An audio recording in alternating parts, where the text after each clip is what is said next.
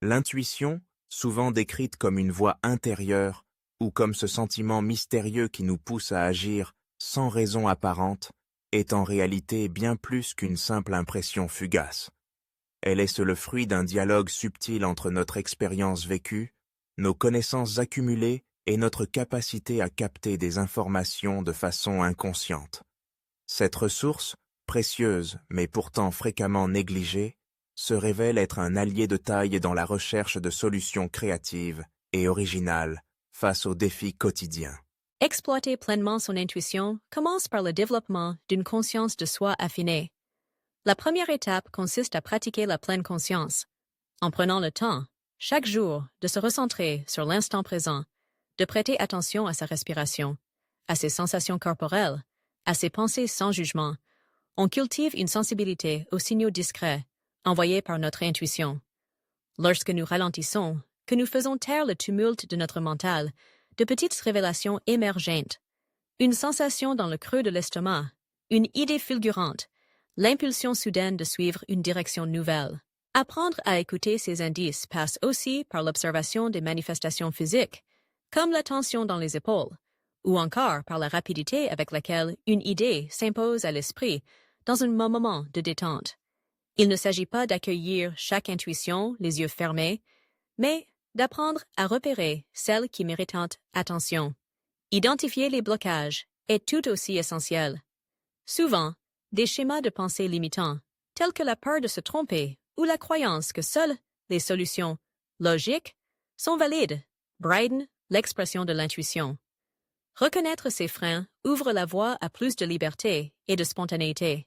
Une fois cette réceptivité installée, il devient possible d'ancrer l'intuition au cœur du processus de résolution de problèmes grâce à des techniques créatives éprouvées. Le brainstorming, par exemple, encourage la libre circulation des idées sans contamination critique. En permettant à chacun de lancer des propositions, même farfelues, on stimule la pensée associative et on donne plus de place à l'intuition, qui a parfois besoin d'un climat décomplexé pour s'exprimer. Le brainwriting, variante écrite du brainstorming, favorise par ailleurs l'introversion productive. Coucher ses idées sur le papier permet de leur laisser mûrir et de mieux capter les signaux intuitifs. La méthode du 6-3-5, 6 participants qui écrivent et 3 idées en 5 minutes, puis échangent leurs feuilles, génère une profusion d'idées en un temps record, permettant à l'intuition collective de s'enrichir des apports de chacun.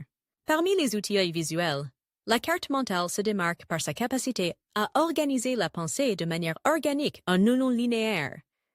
Elle invite à explorer des connexions inattendues, à illustrer des concepts et à repérer les pistes qui suscitent un enthousiasme instinctif, révélant ainsi les chemins privilégiés par notre intuition. Il ne suffit cependant pas de provoquer des idées intuitives, encore faut-il oser leur faire confiance. Se fier à son instinct, c'est affirmer qu'une piste mérite d'être tentée, même si elle déroge aux standards habituels. Prendre des décisions avec confiance, c'est s'autoriser à expérimenter, à sortir des sentiers battus. Cela implique aussi d'accepter l'incertitude inhérente à la résolution créative de problèmes. Parfois, l'intuition nous mène là où la logique n'aurait jamais osé s'aventurer. Mais c'est justement dans cette zone d'exploration, dans ces essais parfois infructueux, que résident les plus belles découvertes. Apprendre à accueillir l'erreur, à en tirer des enseignements, forge une intuition de plus en plus affûtée. Pour renforcer son 6e sens, certaines pratiques s'avèrent particulièrement efficaces. La méditation offre un espace de calme, propice à l'écoute intérieure. Quelques minutes de méditation par jour suffisent parfois à faire émerger une clarté nouvelle, à entendre ce qui murmure sous les couches de pensée rationnelle. Les Yefnis représentent également une incroyable source d'inspiration intuitive. Notre inconscient, libéré des contraintes du réel, établit des liens surprenants, propose des images et des scénarios qui peuvent se révéler riches d'enseignements pour le quotidien. Prendre le temps, au réveil, de noter ses rêves ou de réfléchir à leurs messages symboliques peut ainsi ouvrir de nouvelles perspectives pour résoudre un problème. L'immersion dans la nature, enfin, apaise le mental et favorise l'émergence des intuitions créatives. Se promener en forêt, écouter le murmure du vent ou le chant des oiseaux créent un état propice à la détente et à la réceptivité intérieure.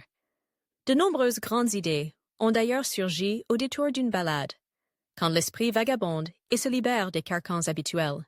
Mais comment, concrètement, l'intuition se manifeste-t-elle dans la résolution de problèmes? Les exemples sont innombrables.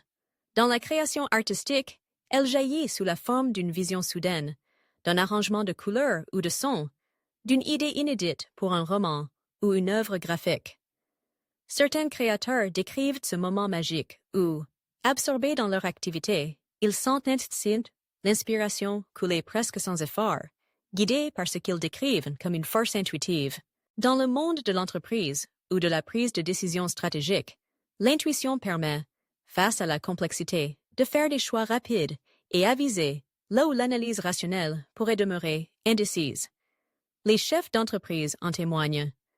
Confrontés à des données contradictoires, ils s'en remettent parfois à leur instinct pour trancher.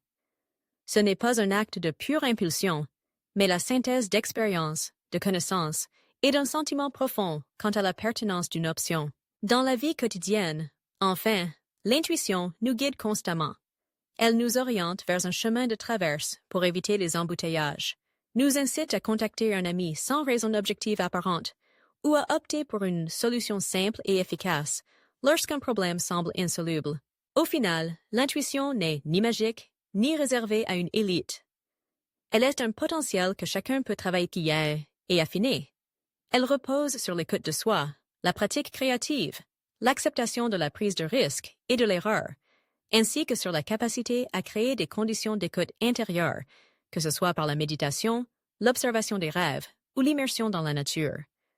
En lui donnant la place qu'elle mérite, en l'alliant à l'esprit d'analyse, nous pouvons transformer notre approche des problèmes, innover et évoluer dans tous les domaines de la vie. Développer l'intuition, c'est s'offrir la chance de voir au-delà de l'évidence, de puiser dans des ressources insoupçonnées et de donner libre cours à la créativité qui sommeille en chacun de nous.